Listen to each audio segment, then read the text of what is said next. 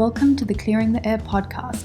Clearing the Air is a branch of Rethinking Climate and opens conversations about complex and overlooked climate issues to make them more personal and accessible. We trust experts from a global network to bring different perspectives to our learning journey to show that there is a space for everyone in the climate movement. Dear listeners, today we will be speaking about solar power and the energy transition with Roebyem Anders, who's the co-founder and the current Chief Mission Officer at Sungevity International, where she's responsible for accelerating the energy revolution by powering lives with sunshine. And she's also a climate reality leader. So welcome, Roebyem. Thanks again for your time. Thank you, Lena. It's a great pleasure and an honor to be in your podcast. So let's get started. So starting off, I'd kind of like to ask if you could maybe tell us briefly about who you are, what drives you, and what work you are currently doing. Okay. Oh God, I'm always very lengthy in my answers, so I'll try to keep it short for all listeners here. Yeah. So I'm Roebyem. I have been concerned about the environment very much from a very young age. I just turned 52, but my sort of concern for the environment started as a child, and that was more around animals and seals, etc., that were being killed for fur coats. So I was a member of Greenpeace when I was 10. And then later I studied economics and political science, but I got interested in the environment, and I really wanted to do a master's degree in environmental economics, but that wasn't existing yet then at the time. So there were just a few courses. So started working as a researcher at the Institute for Environmental Studies, then worked for the World Bank on creating the world's first climate fund. And that's the moment where I fell at my first project that was actually executing. I fell in love with solar. So it was love at first sight, my first ever project. And I thought this technology is so beautiful. And it's such a solution to many problems in the world. And one of the key problems is, of course, access to modern energy in the developing world. So I've not stopped then. That was, I was still in my 20s. And I made it my personal mission, and which is also the mission of the company where I work now, Sungevity, which I co-founded. And that is not to rest before every last inch of roof is covered with solar. So that's in a nutshell what I'm doing now. And at the time when I fell in love with solar energy, with that solar panel, it was really with the thought of just generating nice, clean power on the spot where you use it. But later I discovered and learned that solar is doing a lot more than that. It also, with people, it really is sort of the on button for more environmentally sustainable behavior for people. So it's like really you need to shake people awake to see what's happening and what influence they can have in their environment by going solar. So that's sort of the added benefit, is that it's the first step, and we don't rest there because we don't stop before everybody is also really acting more sustainable and powers their lives with sunshine. So, you know, powers their home, their electric car, their electric bicycle, etc. So that's us.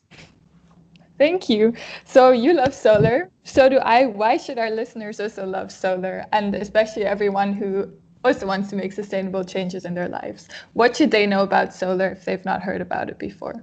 Well, first, it's when I started doing solar, I had to convince everybody that the technology was working. And that was such a great, simple technology with no moving parts, nothing breaks, it just sits there.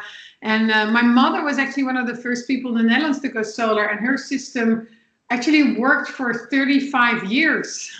So she had, after 35 years, we said, okay, now now it's really dropping so low, the solar power it's producing, we're going to replace it, which was a few years ago. But so it's technology that once you install it on your roof, you have like a little factory on your roof, a clean energy factory, and the power is all yours. And it's that feeling in itself is really beautiful, that you live on the power that you generate yourself. So it gives some feel of independence, which is really rewarding. Then especially if you can see, we have an app where you can monitor how much energy you generate yourself. And you can see when the sun shines how much you generate, and we also combine it with how much power you use, and it really becomes like a challenge. Like I'm trying to live on that solar power. I'm trying not to use more than I'm producing. So that in itself, it's a really nice thing. Like it sits there and it generates clean energy, but it's also interactive in a way, because you can sort of follow that and trying to make the most of it. And it's something, yeah, you know, a lot of the sustainability is the communication is around peer pressure, like people trying to pressure. But we love to call peer pride, you know, it's a different emotion. It's like, it's something you're really proud of. Look, I'm doing this and it's really great. And in the early days, it was a lot about like explaining why and the technology works, etc. And now we see just that increasingly people are going solar and they have that peer pride going on and they want to brag about it, you know. It's like they want to say, hey, you know, this is what I'm doing. It's just something. And in the beginning, it was really people like, you know, that would normally go to the climate reality training, like the green ones among us that would switch to solar energy. But I see now it's like becomes much more common, like people, you know, that are not necessarily, you know, voting for green parties, that they go solar, you know, because they just love the feeling. So, and underlying that, so why should the listeners all be interested in solar is that if you have your own roof, then it's just a great thing to generate your own power and also save. Because, I mean, I've now already talked 10 minutes, haven't talked about the money, but the first thing for many people now is that it's a simple solution to just save money. You know, if you put it on your roof, you make a return. We're now in the Netherlands, between like 12 and 18 or 20% return on investment. So you earn it back in like 5 to 7 years. And then you have 20 years of free power. So it's quite amazing. I mean, the other day I got like a letter from my bank that said, well, not that's very relevant to me, but they said, look, if you have more than amount X on your savings account, you need to pay us. So you don't only just not get a low interest of 0.5% or something, but you actually you have to pay money to save money with a bank, which is crazy. So, and the gap is so big between having solar on your roof as an investment and making that return of around 15%. It's total no-brainer. So that's why I think everybody should do it, but not everybody can do it because not everybody has a roof. But thank God there are lots of solutions there as well. What kind of solutions would you, for example, advise students to take for those who don't yet have their own roof if they want to make a sustainable change right now in their everyday life? Yeah, well, you know, the laziest option is just to buy green power.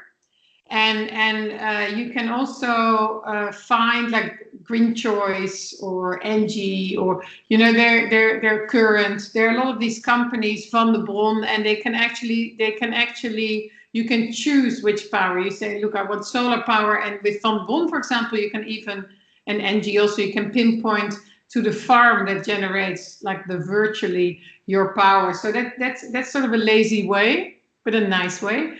If you want to be a little bit more active, you can look into your area and see if there's an energy cooperative. A lot of areas have cooperatives. If it's in the Netherlands, they have projects where they actually invest larger solar systems on roofs of like councils or public buildings, and you can buy one panel or multiple panels, and they're actually yours. They're just sitting on that roof, but they credit you with the power. So it's like a virtual relationship. So it's not on your own roof, but it's somewhere else. It's less beneficial financially. Or it's called, in the Netherlands, it's also called zonnepanelen delen. It's like sharing your solar. So you just invest virtually in a solar system that's on someone else's roof. And any student can do that. And that just feels really nice because it's nice to own solar, even though it's not your own roof. But you don't have that, it directly credits your own energy bill. So that's a little frustrating. And the other one, the other tip is a lot of students live, or some students live in like social housing companies, like homes, like lower income homes. And you have those in England, a lot, in Belgium there's a lot, and in Netherlands there's a lot of these homes.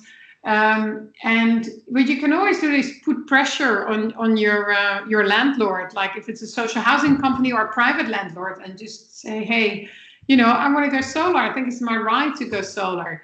What can you do? And if they get that question a lot, then eventually they'll start offering it, if they don't already offer it. That's a very good point. Yes. Thank you for all of these suggestions. I would briefly like to go back to a point you mentioned about your own mom actually having solar and now her installation after 35 years of utilizing the sun.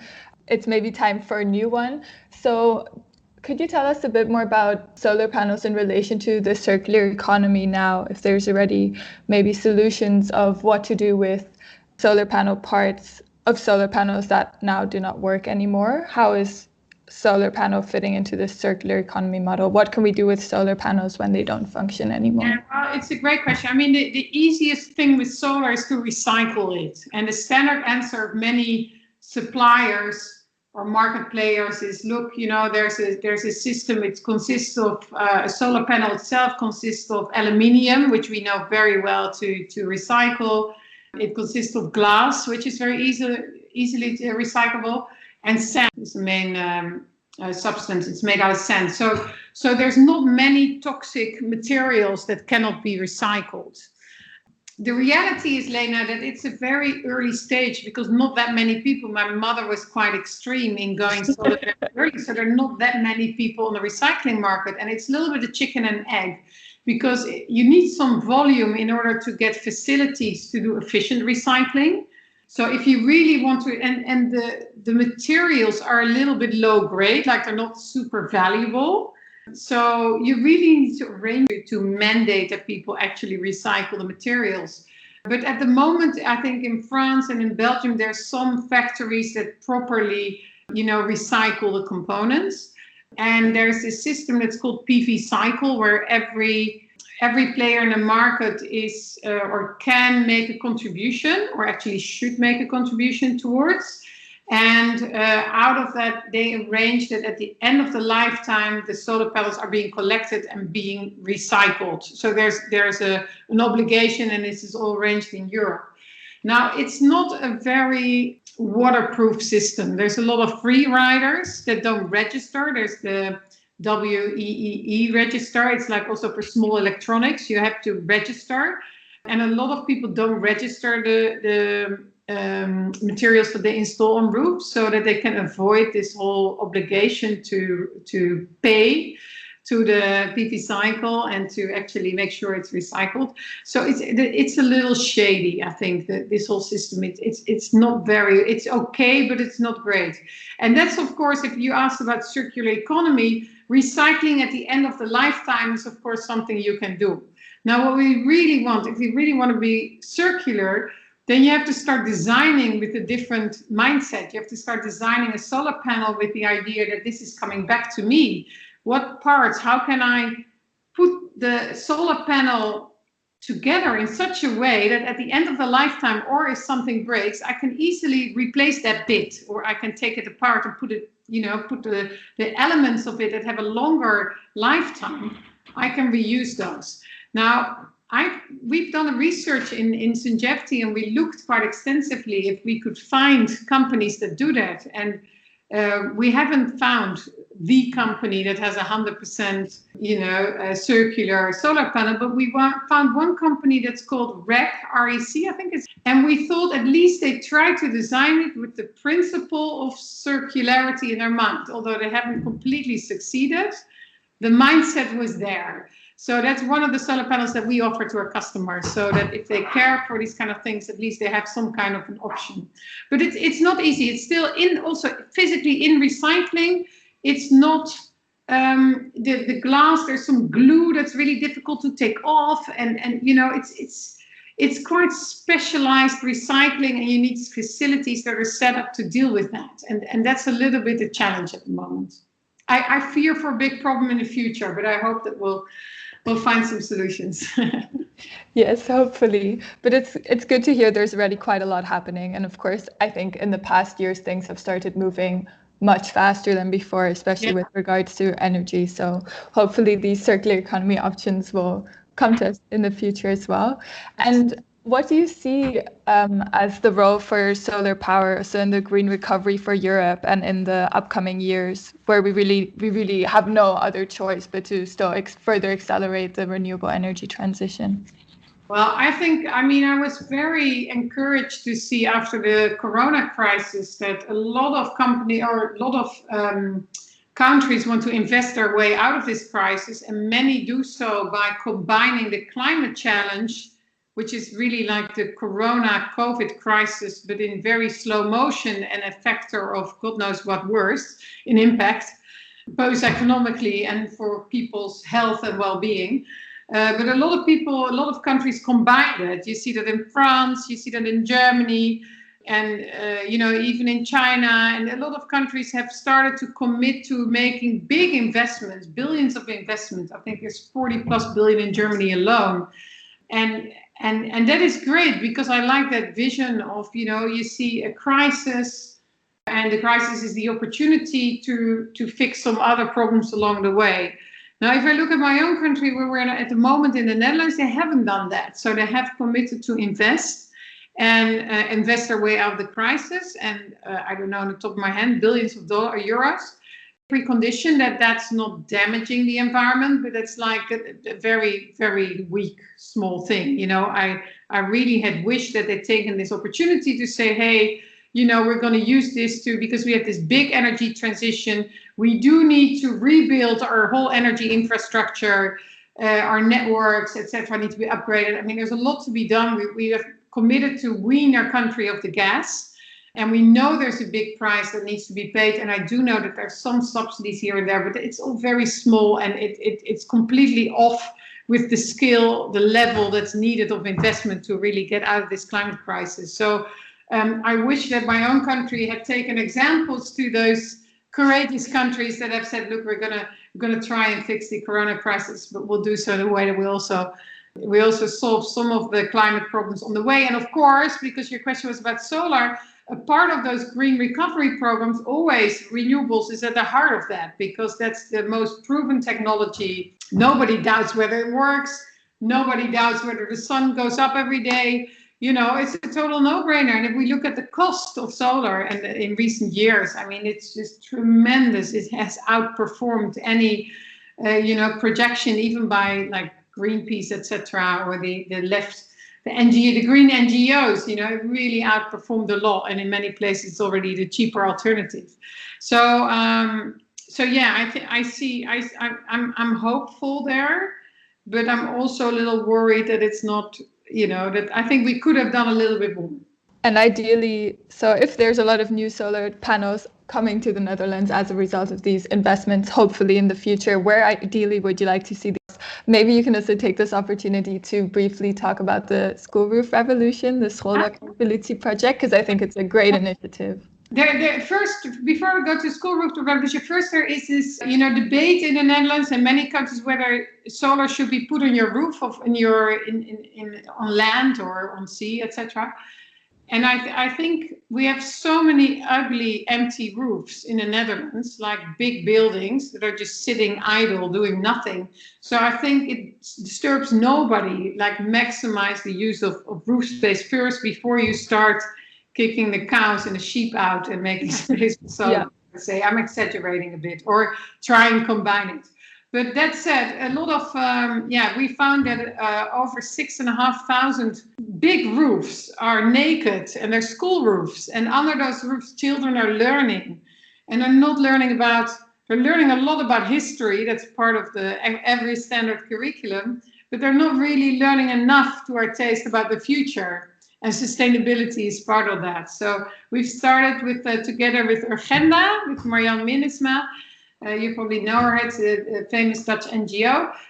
We started the school rooftop revolution, and we have the aim to cover every last inch of the school roof in the Netherlands. So that's over 6,000 roofs with solar. And we started a few years ago, and when you start and you hear a lot of problems and people say, I don't have money, so we arranged a fund to pay. Every school in the Netherlands can go solar without investing a penny. or a cent. And then they said, look, we don't have time. So we now have a team of 20 people that handhold the schools and help them. And then they said, look, we don't know where to start. So then we mapped out a whole map of our country with dots, and every dot is a school. It's a red dot. It means your roof is naked, alarm, there's work to be done. A green dot is great work. You went fully solar, and orange is like apology panels, we call them, where you have like 10 solar panels somewhere, but 100 fit. So you can say you're solar, you learn on solar, but it's just too small. So we made that map. So we mapped it out for every 6,000+ schools. We have a design made. So schools can just start by looking and saying, hey, 288 panels fit on my roof. And then we said, okay, now we arranged a letter from our ministers to all the schools and said, because they'd never heard, like some schools told us, look, we don't even know we can invest in sustainability because every euro competes with books in the library. So we said, look, it doesn't have to compete because we have arranged funding. So anyway, they said, but they never had the sign from the government that they should invest, that it's a responsibility of schools to give the right example. So we arranged that. We arranged the money, everything. There's no reason not to go solar. And then we did the finishing touch with a campaign for youth, where we encouraged young people in high schools to put their sunglasses on and go to school in the middle of the winter, Monday morning, and only take the sunglasses off if the school says yes to solar. And that was like the final push for some schools, if they hear from the children that they want it. And if, you know, in that conversation, you go to your headmaster school and they say, look, you know, I don't think it fits. Well, here's the map. Look, 288 panels fit. Well, I don't know if we have the money. Well, here's the money. Well, I don't know if I have the time. Well, here's a team that will do it for you. There's just no is not an option. And Lena, I think this is generally that all people listening to your podcast, and attitude we should all take is no, it's just not an option. You know, the world's on fire. It's not going fast enough. And people that keep coming up with excuses not to do something, we should just beat them with all the good examples and all the reasons why they should do it and all the opportunities, because the technologies are there, the solutions are there. It's just a matter of willpower. And we need a little bit more of that to make sure we keep our planet out of the oven. For sure, most certainly, yeah. And we certainly also need more women to play sustainability transition, and particularly in the energy transition. So how has it been for you? You've been involved in this sector for very long, but still it's there's more men working in this sector than women, let's put it that way. It's funny, if you look at the social enterprises, I mean, there are a lot of women and a lot of startups are led by women now, quite a few. In the energy space, yes, it's dominantly men. And the solar space in men, and I don't know why. And within Sungevity, my company, we have a company with a mission. We really want to make it as easy as fun for people to go solar.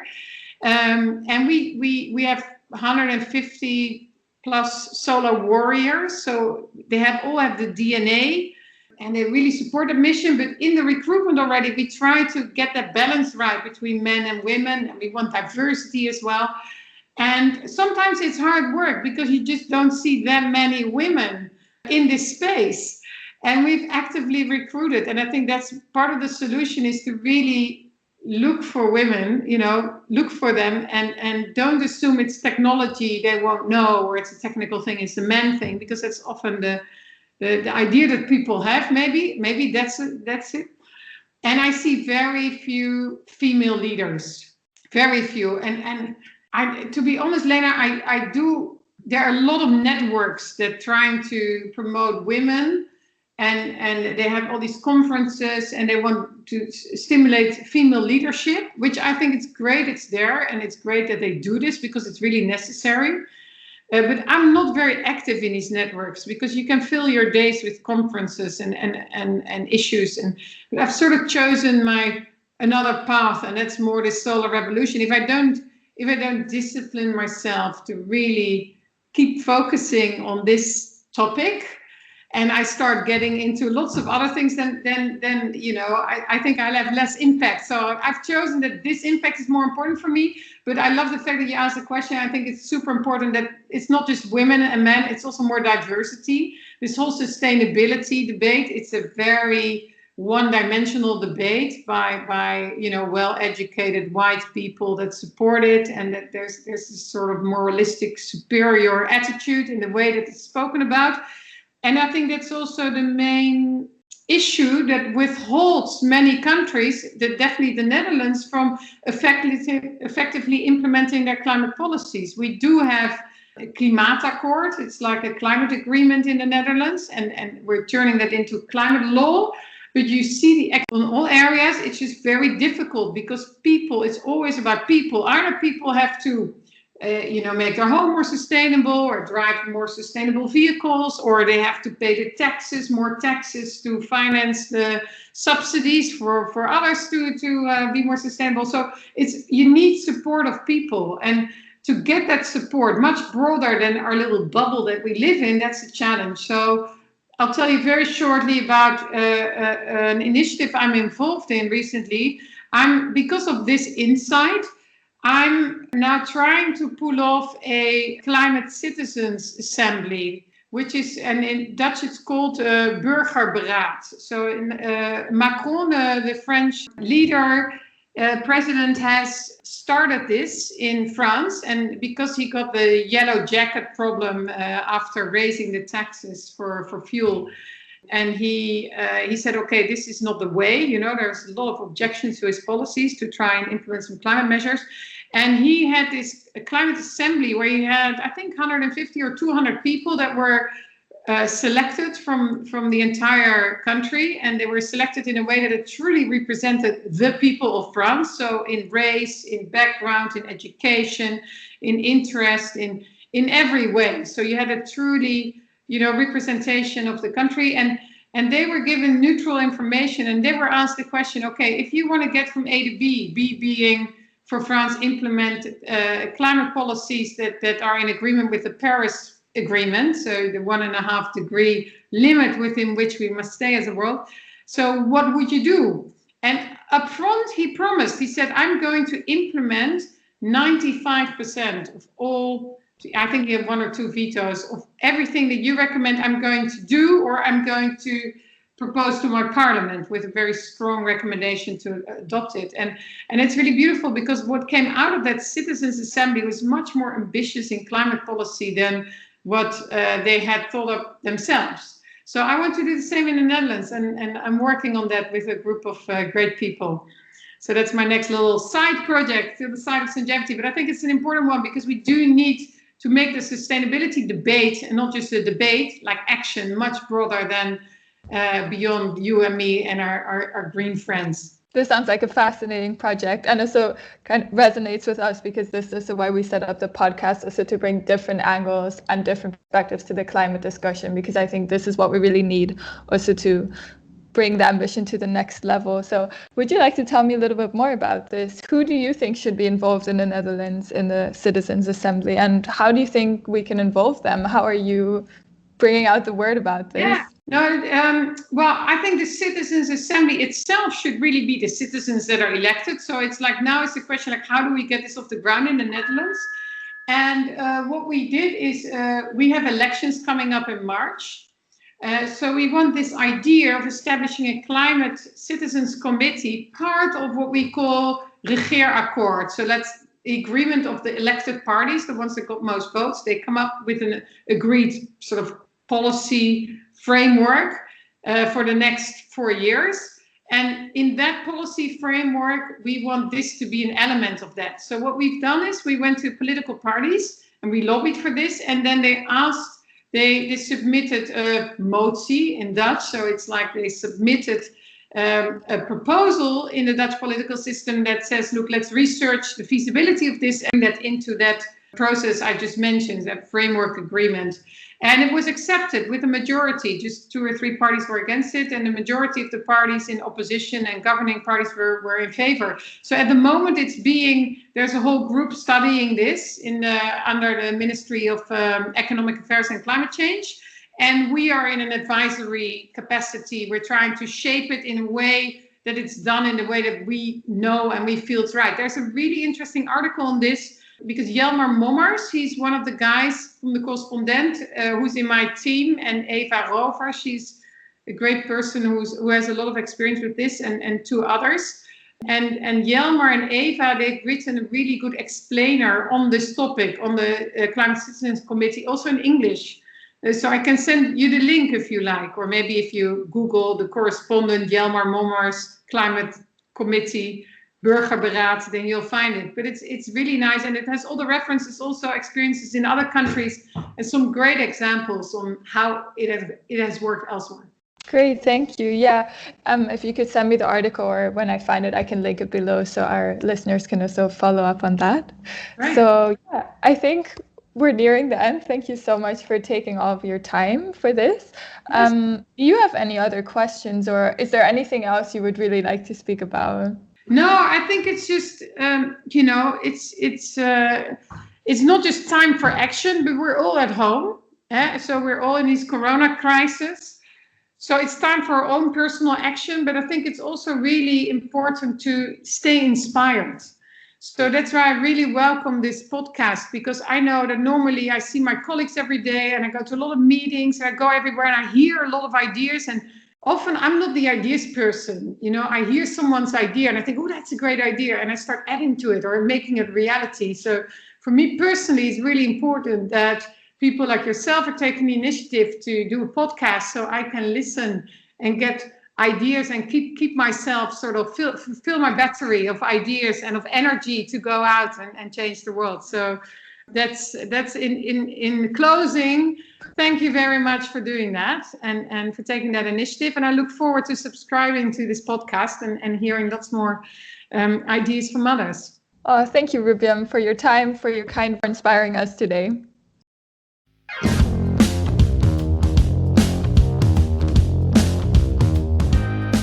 You are listening to the Clearing the Air podcast, and you can follow us on Facebook, Instagram, LinkedIn, and Twitter. Please don't forget to click the like button and subscribe to the channel.